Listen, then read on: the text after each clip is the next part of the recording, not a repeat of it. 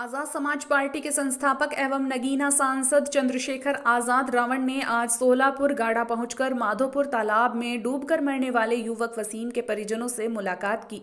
उन्होंने कांग्रेस नेताओं एवं विधायकों पर मामले में राजनीति करने का आरोप लगाया और मामले में उच्च स्तरीय जांच के साथ दोषियों पर कार्रवाई की मांग की। साथ ही कहा कि 5 अक्टूबर को हरिद्वार जिला मुख्यालय पर अनिश्चितकालीन धरना प्रदर्शन शुरू किया जाएगा। आपको बता दें कि बीती 25 अगस्त को सोलापुर गाड़ा निवासी वसीम की माधोपुर स्थित तालाब में डूबने से मौत हो गई थी। परिजनों ने पुलिस पर हत्या का आरोप लगाया था। वहीं पुलिस के अनुसार युवक गोकशी का आरोपी था और पुलिस से बचने के लिए तालाब में कूद गया था, जिसमें उसकी डूबने से मौत हो गई। इस मामले को लेकर कांग्रेस के वरिष्ठ नेता और विधायक धरना प्रदर्शन कर चुके हैं। इसके साथ ही भीम आर्मी और आजाद समाज पार्टी ने भी विरोध जुलूस निकालकर मामले में सीबीआई जांच की मांग की थी और पुलिस पर वसीम की हत्या का आरोप लगाते हुए दोषियों को सजा दिलाने की मांग की थी। वहीं अब मामले में आज नगीना सांसद और आजाद समाज पार्टी के संस्थापक चंद्रशेखर आजाद रावण मृतक वसीम के घर पहुंचे और उन्होंने उसके परिजनों से वार्ता की और मामले में उनके साथ का आश्वासन दिया। उन्होंने कहा कि इंसाफ की लड़ाई के लिए वह पूरी तरह से वसीम के परिजनों के साथ हैं। उन्होंने कहा या तो सरकार मामले में उच्च स्तरीय जांच कर दोषियों को सजा दिलवाए, नहीं तो आंदोलन के लिए तैयार रहे। इतना ही नहीं, रावण ने कांग्रेस नेताओं और विधायकों पर मामले में राजनीति करने का भी आरोप लगाया। उन्होंने कहा कि इस मामले में 5 अक्टूबर को एसएसपी कार्यालय पर अनिश्चितकालीन धरना शुरू होगा और यह आंदोलन इतने उच्च स्तर का होगा कि हरिद्वार ही नहीं पूरे देश में इसकी गूंज सुनाई देगी। खानपुर विधायक उमेश कुमार ने भी इस आंदोलन में उनका साथ देने की बात कही। वसीम के साथ हुआ, हम लोग चुप रहे, कल किसी और वसीम के साथ होगा, कल किसी और मैक्सिम के साथ होगा, कल किसी और अमरीश के साथ होगा, कल किसी और उमेश के साथ होगा। आपने नहीं देखा एक ब्राह्मण समाज के बच्चे को ही गोली मार दी गई, यही आरोप लगाते। उसके पिता रोते हुए कह रहे थे कि मेरी आंखों के आंसू का हिसाब होगा, ऊपर वाला हिसाब करेगा। मैं ये कहता हूं कि ऊपर वाला भी हिसाब करेगा और नीचे जो हम जैसे लोग हैं वो भी हिसाब के लिए तैयार है। हम भी हिसाब किताब में पीछे नहीं है किसी से। मैं आपको विश्वास दिलाता हूं, मान्य अध्यक्ष जी कहूंगा सारे काम छोड़ दो। अब मैं आपको विश्वास दिला कहता हूं, मैं पुलिस के खिलाफ नहीं हूं, लेकिन मेरा ये मानना है कि गलती किसी से भी हो सकती है। मनुष्य में भावनाएं होती हैं, संवेदनाएं होती हैं। कभी कभी आक्रोश संवेदना भावनाओं के में बह के गलतियां हो जाती, लेकिन अगर वो गलतियां अपराध का रूप ले लें तो ये खतरनाक हो जाती है। मैंने उत्तराखंड में ही, मैं उत्तराखंड का रहने वाला हूँ, मेरा गाँव है यहाँ।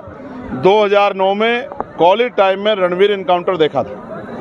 पुलिस ने कहा हमने कोई गलत काम नहीं किया, ये आरोपी था, अपराधी था, ये कर रहा था, वो कर रहा था। लेकिन बाद में उस घटना की सीबीआई जांच हुई और दूध का दूध पानी का पानी हुआ। 17 पुलिसकर्मियों पे कार्रवाई और आजीवन सजा हुई। मेरा ये मानना है, हमने पुलिस का बयान भी सुना, हमने पीड़ित परिवार को भी सुना। इस घटना की सीबीआई जांच होनी चाहिए। सीबीआई जांच होगी तो दूध का दूध पानी का पानी हो जाएगा। अगर कोई निर्दोष है, हम नहीं चाहते कार्रवाई हो।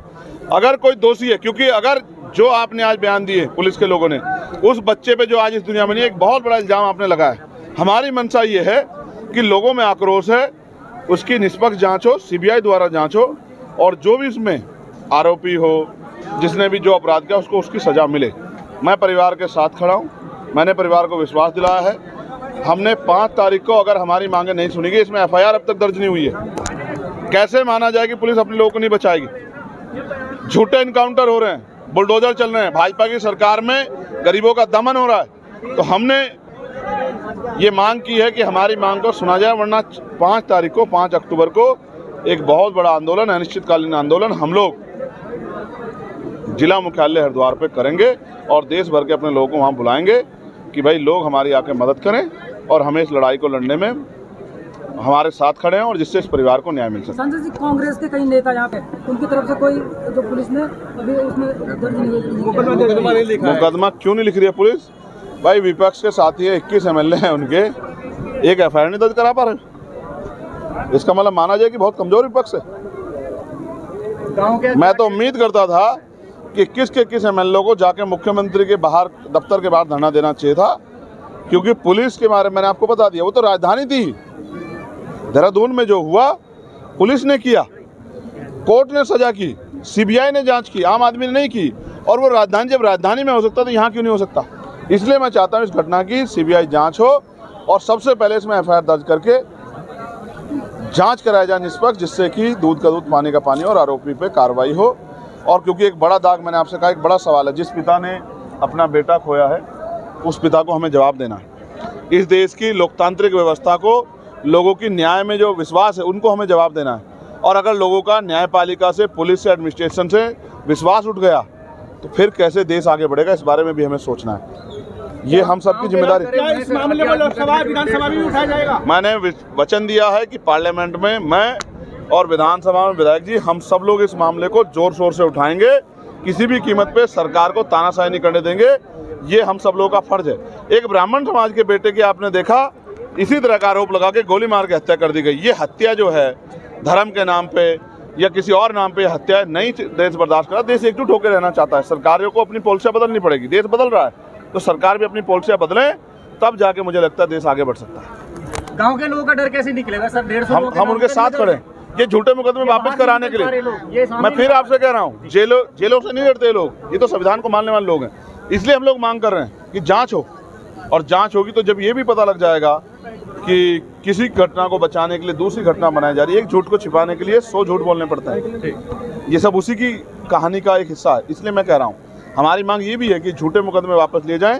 इसके लिए हम लोग 5 अक्टूबर की तैयारी कर रहे हैं कि 2 अक्टूबर को गांधी जयंती हो जाएगी और 5 अक्टूबर को हम लोग फिर क्रांति जयंती का हम लोग उद्घाटन करेंगे। आपके साथ एक लोकप्रिय विधायक भी हैं, उमेश।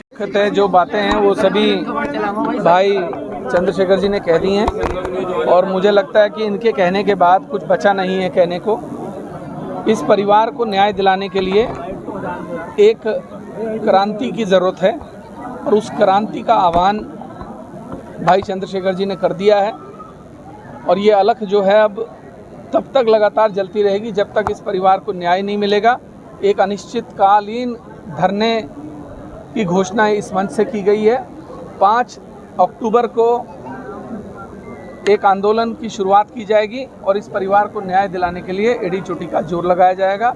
और जैसा कि भाई चंद्रशेखर जी ने कहा कि देश भर से लोगों का आह्वान होगा, यहीं के नहीं, मैं उत्तराखंड के हरिद्वार जनपद के हर बच्चे से, हर व्यक्ति से अनुरोध करता हूं, आग्रह करता हूं कि घरों से निकलो और वसीम को न्याय दिलाने की लड़ाई में हमारा साथ है।